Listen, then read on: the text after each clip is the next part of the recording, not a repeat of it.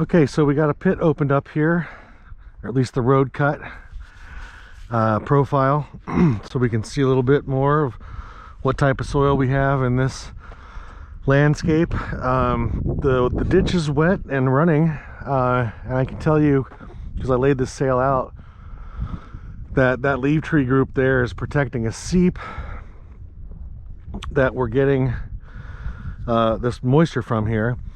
And you can tell it's moist a lot of the time of the year because you're getting this rush right here called juncus, and you'll find that prolifically throughout wet areas. It is a obligate species, so if you're in the middle of the forest and you see rushes, you probably have a wet area. So we can look at our pit here and imagine, you know, it's got some moisture to it.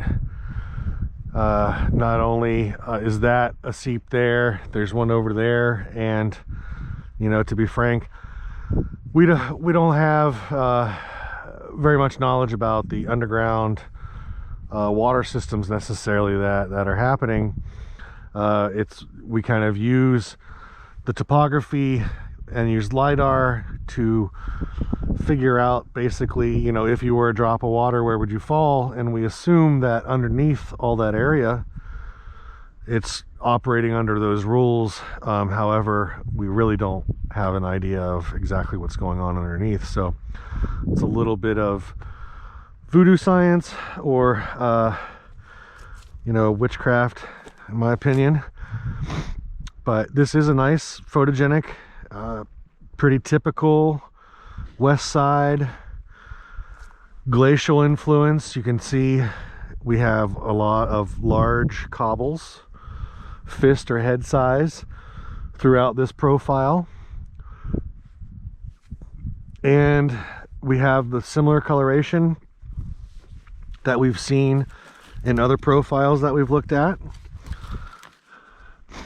We're starting here with our O horizon, a few centimeters of leaves and bark and things like that. We've got a lot of foxglove, a lot of Vaccinium parviflora, which is huckleberry, red huckleberry. We've got some grasses in here.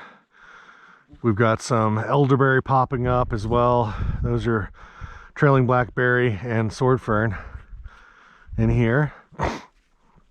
And then we get into this A horizon here that's fairly deep, you know, considering some of the other A horizons we've looked at. I would say it's probably 2 to 4 centimeters, maybe 1 to 4 centimeters deep A horizon, and then getting into 4+ centimeters of our first B horizon. Let's get the soil tape in here. Let's see what we got. So yeah, 0 to 2 centimeters of, or 3 centimeters of O horizon, and then 3 to 6 or so of A horizon. And then we're getting into the reddish and darkish brownish B1 horizon, which is that color because the organics are leaching into that B horizon, the B1 horizon. And then you're also getting a lot of hydrolysis reactions in there, which are giving you that red color. And below that, so that kind of breaks off. It's hard to tell, this isn't very wide. You can imagine this is probably kind of fairly discontinuous due to the large amount of large cobbles that we have as well, kind of breaking it up. But you know, from about 12 centimeters down, we're getting into, so from like 8 to 12 B1, and then we're getting into this B2 where we're getting a lighter color of material. As you can see, I'm pulling out here this lighter color material, a little bit of little bit more structure. You can see I can make a pretty strong ball out of that one, but the stuff above it, the B1, try to make a ball, and not bad, but it does want to break apart more readily because it's more granular in structure, where we're starting to get a little bit more structure down here in this B2.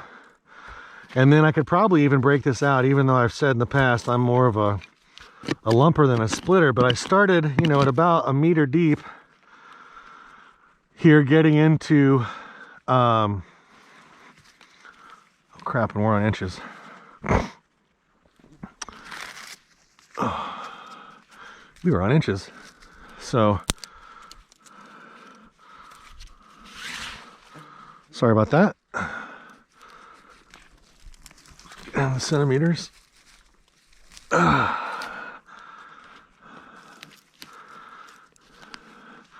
So everything I said before was in inches, not centimeters, but now I've switched because I like centimeters better. Anyhow, so we got down to about 70 centimeters here. So we'll go over it again. We've got 0 to 5 centimeters, 5 centimeters to about 15, A, B1, 15 to about 30 centimeters, and then 30, I would say, to probably getting down here into 60 or so before it actually changes into this material here, which has a lot more structure, a lot more redox reactions going on. Has this subangular blocky structure to it, as you can see here. A lot lighter color as well, and it's going to have some finer material in it, even though we still have a lot of rounded rock. This is angular here because it's probably broken off of a rounded rock. Like I said, you always have a little bit of angular rock. Rarely do you find it all round, and sometimes it's definitely more unusual to find, I would say, rounded rock with angular. That's when angular is more present. But I hope you can see some of the color change that's happening here, and definitely the difference in structure. You know, this is, as you're seeing here, this is probably the 5th road cut that I've shown that has very similar properties to this. This is prime soil for growing what we grow here: Douglas fir, cedar, western hemlock, and those type of trees. This is a great example of a forest soil in this area. We're mid-elevation. We've got glacial influence, you know, all the classic signs, the redox reactions, the brown, dark brown A, reddish brown B1, and then getting lighter brown, and then even lighter the deeper as you go to 1 meter or deeper. You know, eventually I would imagine we might start hitting some material that's impervious here as well at some point. Some of that compacted glacial till is probably somewhere down here. This was probably underwater, and it was definitely under ice 10,000 years ago, and so we've definitely got those glacial influences here. Our typical Western Washington forest soil right there.